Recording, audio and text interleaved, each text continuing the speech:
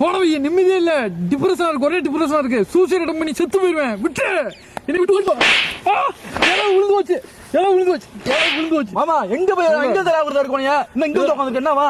நிம்மதி இல்லன்னா தான் இங்க வந்து உட்கார்ந்திருக்கேன். வேலைக்கு போனா வச்சு நிம்மதியா இருப்போம் பார்த்தா அங்கேயும் நிம்மதி இல்ல.